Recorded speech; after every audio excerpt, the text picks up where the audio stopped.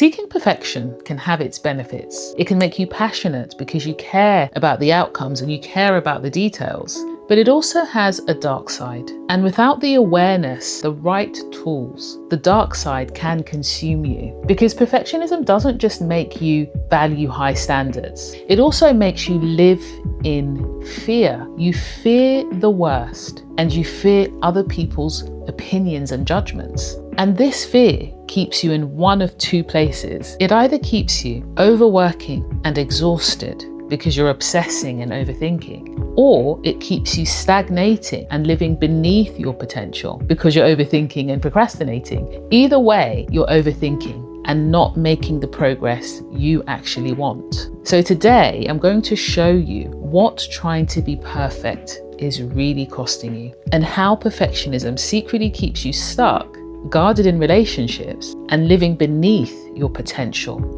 and purpose. Perfectionism isn't really about trying to be perfect. It's about fearing what will happen if you're not. And you don't fear this because you're difficult or think you're better than others. It's because the society around you usually only offers you conditional acceptance. This means that your acceptance and the treatment you receive are often dependent on how well you perform, how useful you are, or whether you meet other people's expectations. So when you fall short, it isn't just about making a mistake.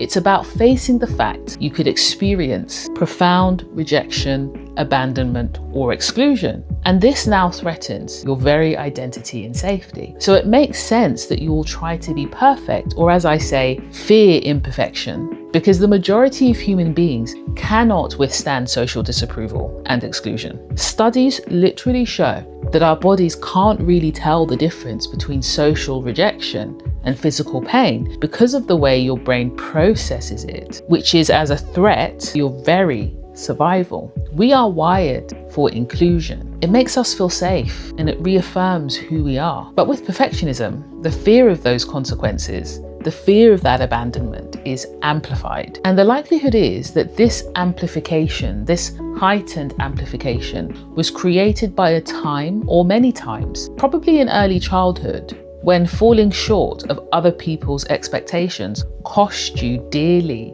or you just believed that it would cost you. So perfectionistic thinking patterns became imprinted in you. So you are not crazy or difficult for pursuing perfect, or should I say being afraid of imperfection, because what you're really pursuing is safety, approval, and acceptance. I really want you to get that clearly in your mind and in your heart. But as you can see, chasing perfection or fearing imperfection unknowingly keeps you in a passive state. It does this because it traps you in a state of fearing what others might do, the response others will give you, and the consequences they might make you experience. Think about it. Like I said, if we strip away all the misconceptions and stereotypes around this, after all the striving, all the effort you've put in, and all the hard work you've done, you are ultimately hoping or waiting for an external response that says, I approve of you, you're good enough, you are safe. So as perfectionism ultimately is a passive state of being, at its core, it keeps you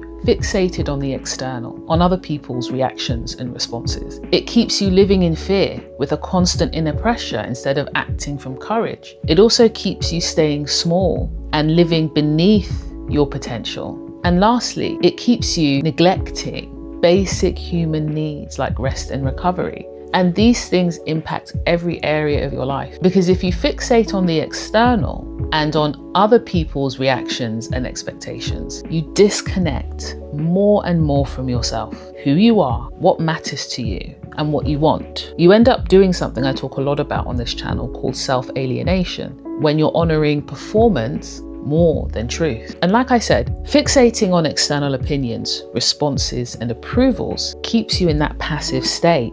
And therefore, you also put your mood and emotions in the hands of others too. If you live in fear of consequences like rejection, abandonment, or judgment, you also end up limiting and restricting your life, because you'll naturally avoid taking risks, and you'll play it safe instead. Or you'll pursue things you don't even want just because they look impressive and make you feel like you've earned your place. You keep yourself guarded and are afraid of genuine intimacy because what if people see the imperfection and they reject you? And there's something else that many people don't like to admit. But for some, it can also sometimes make them afraid to admit their flaws and take responsibility when needed, not because they're obnoxious at all, and not because they're arrogant, but because again, they fear the consequences. And not owning your part can break something called repair, which is essential for healthy relationships.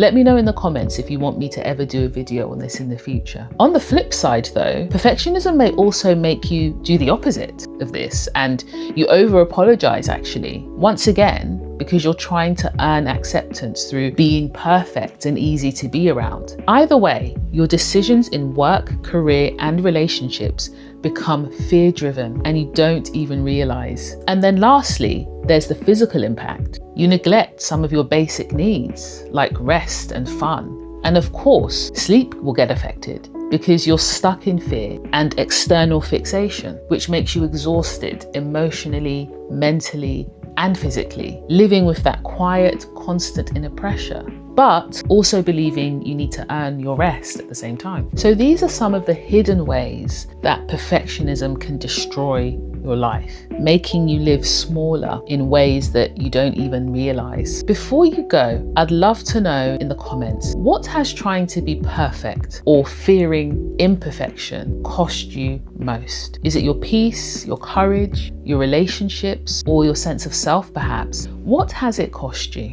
And if this video is helping you put language to patterns you've lived with for years, but you've never fully named, then join my newsletter, Excellence and Ease. Once a month, I write a letter to perfectionists, overachievers, and burned out people. I'll leave the link below for you to join. And this is where part 2 comes in as well. Because seeing the hidden costs of perfectionism is one thing, but what actually happens when you start letting go of the belief that you'll face terrible consequences if you don't meet the standards or expectations? How will your life change? I'm going to unpack that in part 2 next week. But until then, watch this video next because it will make you question everything you thought you knew about perfectionism. See you there.